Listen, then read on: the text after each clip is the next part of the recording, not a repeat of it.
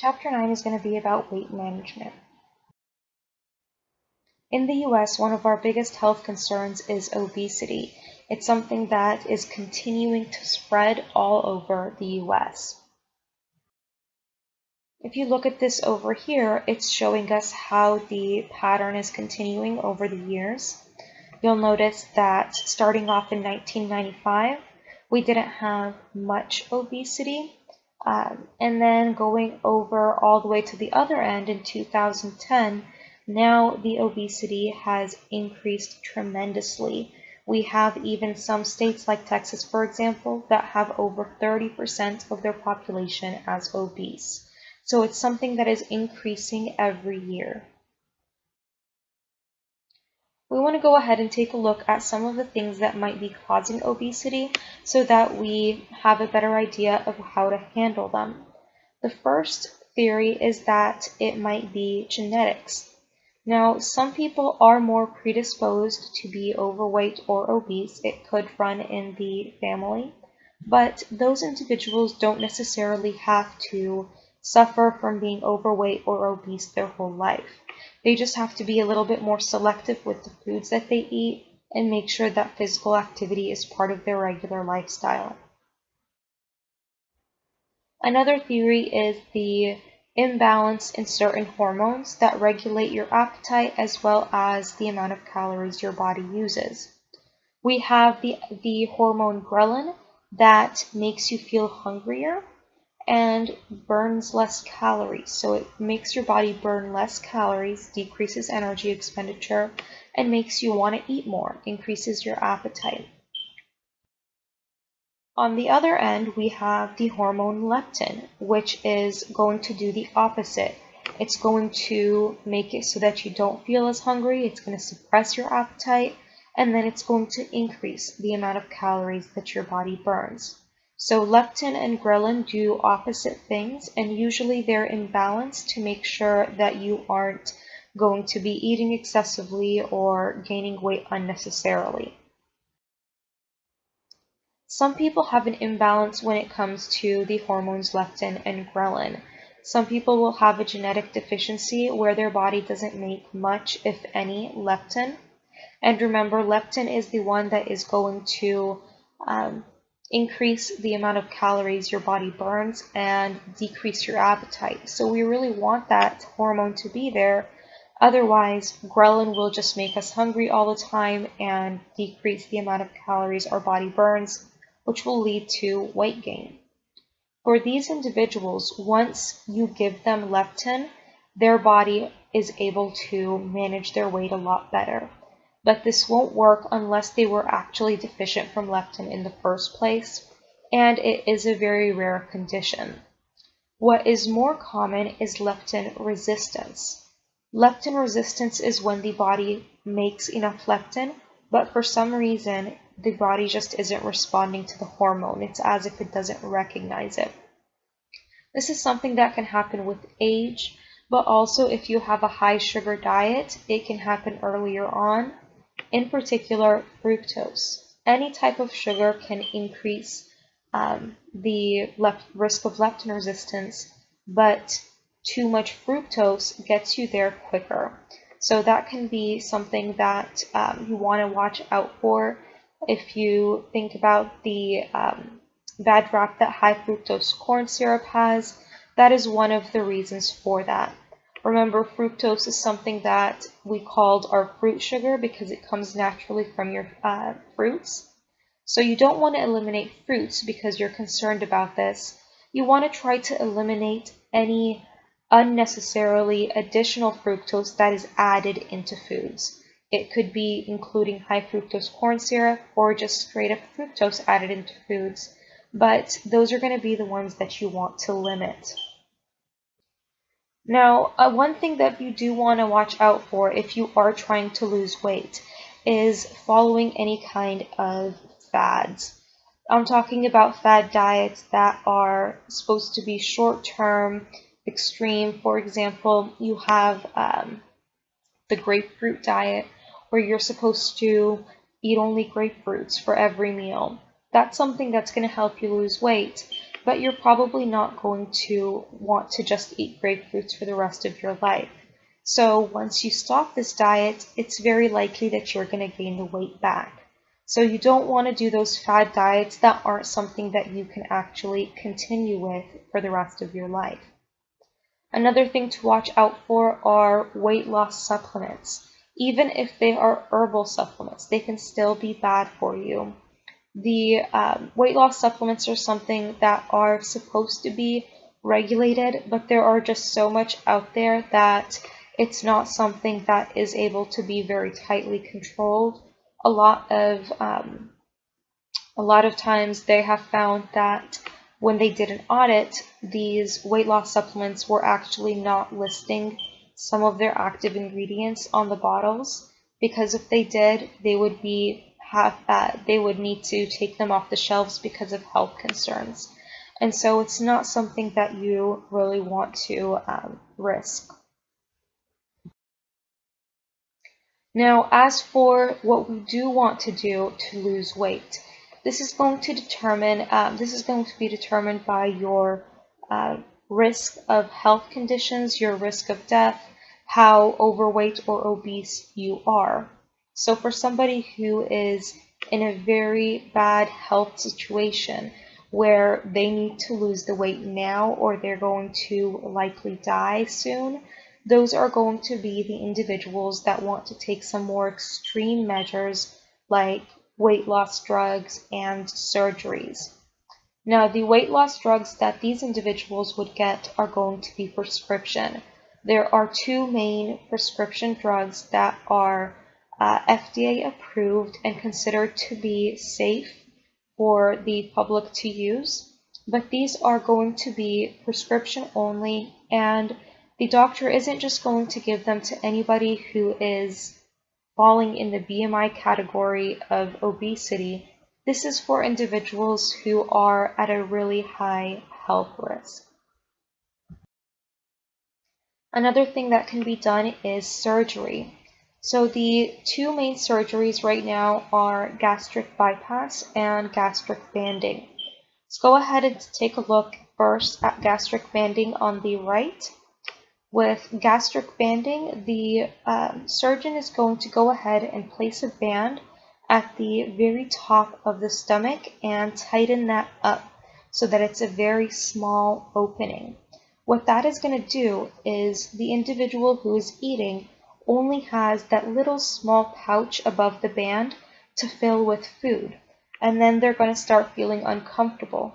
They need to wait until the food is dripping, basically emptying into the rest of the stomach, till that pouch frees up and they feel like they have space to eat again. So in a way, it's going to force the individual to watch their portion sizes, and in that way it's going to help the individual lose weight. Now for the gastric bypass, it's a similar concept because they have that little small pouch of a stomach again, so you can only eat a little bit at a time, but instead of letting it slowly empty into the rest of the stomach, we're just going to completely bypass the stomach. We're going to skip over it, and we're going to skip over part of the small intestine as well. They actually cut off part of the small intestine and attach it to that small pouch to create a new passageway for the food. What this does is it allows the food to leave the body a lot quicker. And because of that, you're going to have less of the food digested and less of it absorbed, which will make it so that some of the food that they eat doesn't actually count. So it is going to be something that is more severe. It's a much more invasive procedure, but it can be very effective for individuals who are very severely obese. Now, the issue with this one is since we're skipping over a large part of the stomach and some of the small intestine, these nutrients are going to possibly not be digested and not be absorbed, which can lead to nutrient deficiencies. Whereas with gastric banding, we do have a foreign object in the body, but it is something that is reversible. It's something that you can tighten or loosen depending on your situation. and you aren't risking the risk of deficiencies. For individuals who don't have such a severe case, we can do smaller changes to the individual's lifestyle, to the individual's diet. And what we primarily want to do is make changes that the individual can maintain throughout their lifestyle. So, for example, you want to start teaching yourself to eat healthier, picking things that are healthier alternatives to the foods that you already eat. And you want to make these changes one at a time. So, for example, maybe you drink 3 sodas a day. Maybe you can start bringing it down to 1 soda a day. Or maybe you can switch them over to diet sodas. And then when you are comfortable with that, switch them over to water. Once you have your drinks down, then you can go ahead and focus on changes with your food. Maybe start eating a smaller portion of dessert, or swapping out your dessert for a healthier alternative.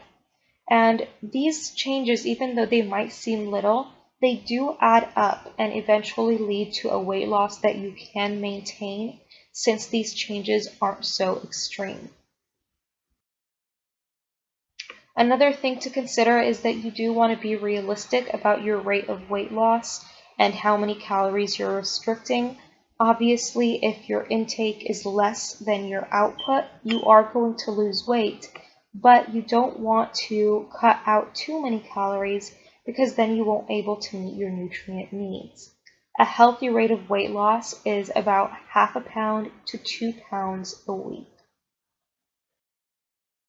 The number that we want to try to stay above is 1,200 calories, because any less than that, it's going to be really hard to meet all of our nutrient needs.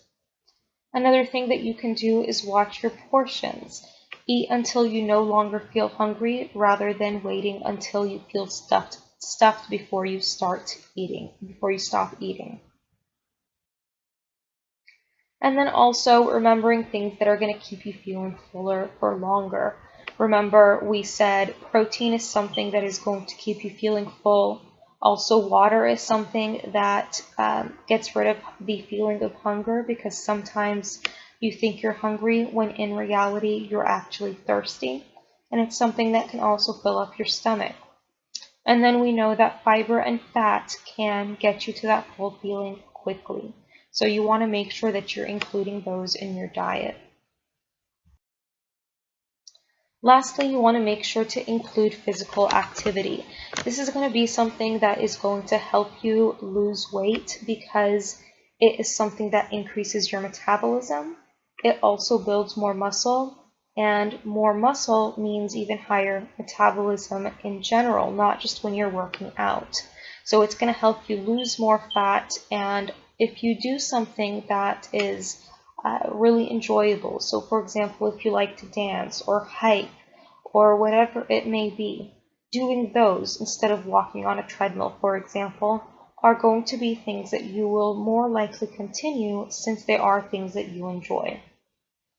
But the one thing that I do want to point out is the theory of spot reducing. A lot of individuals think that they can spot reduce, which is working out a specific body part because you want to lose fat from that area. Now, if you think about it, when we're trying to lose fat, we are trying to get rid of our fat cells, or the fat in our fat cells. But when we work out a specific body part, we are moving the muscle in that area. So those are two completely different things, the fat cells and the muscles. Moving that muscle is not going to do anything to the fat cells that are in that body part. And so they actually don't influence each other, they don't interact with each other.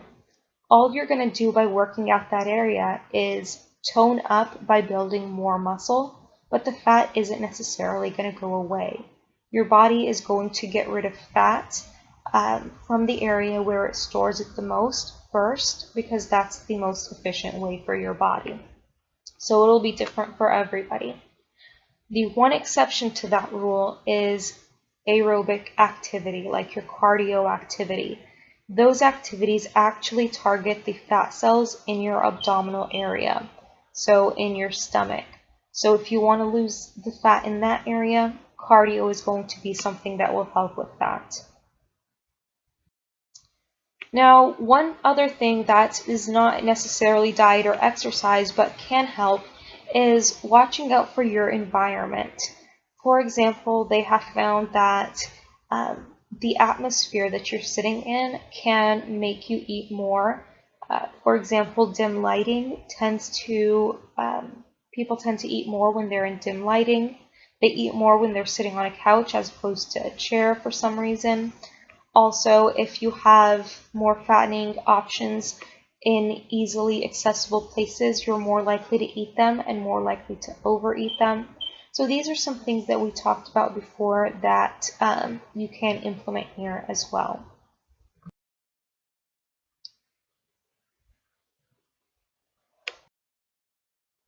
For some people, limiting the amount of choices on the table can actually really help as well.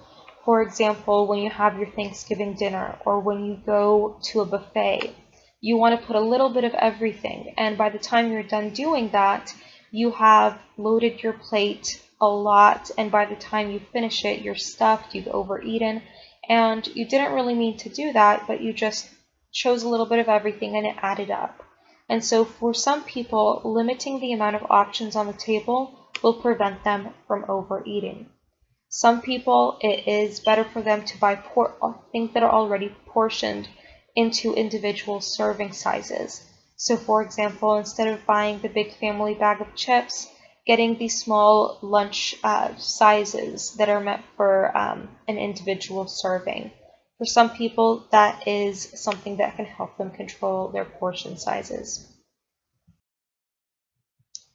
Now, obviously, preventing weight gain is going to be better than trying to lose the weight. If you put on the weight, remember, once you gain weight, what actually happens is your fat cells expand, and then your body makes new fat cells to store more fat once those fat cells can't fit anymore. But when you lose weight, the fat cells that are now empty will shrink in size, but the number will never change. So if you gained 50 extra fat cells when you gained weight, when you lose the weight, you still have those 50 extra fat cells. And that's why people who have been overweight sometimes have a harder time managing their weight, because they have all of these fat cells already there, ready to store excessive fat. And so if you can prevent the weight gain from the first place, it's going to be a lot easier when it comes to your weight management. And for preventing weight gain, it's basically the same strategies that we just talked about, where you are making healthy food and lifestyle choices. On the other end of the spectrum, we have the underweight individuals. These are different than the eating disordered individuals that we discussed. These people aren't necessarily trying to be underweight, but they just have a hard time gaining weight. It could be their genetics, their metabolism is really high. It could be that they are in so many different sports that they just can't keep up with the amount of calories that their body uses. But either way, these are individuals who are having trouble maintaining a healthy weight. For these individuals, we're going to want to do the opposite of what we recommended for weight loss. So we want to try to get them to eat larger portions, eat more snacks even if they're not hungry. We want them to drink their calories. Usually we say try to make your calories 0 calorie or really low calorie. But for these individuals, we want to limit the water and have them drink more juice and milk with their meals, because that will add on the calories. We don't want them to fill up their stomach with 0 calorie water and then not be able to eat enough calories to maintain their weight. So we actually do want them to drink higher calorie beverages. And then we also want them to exercise regularly. So sometimes people will think that exercising for underweight individuals is not a good idea because it'll make them lose weight.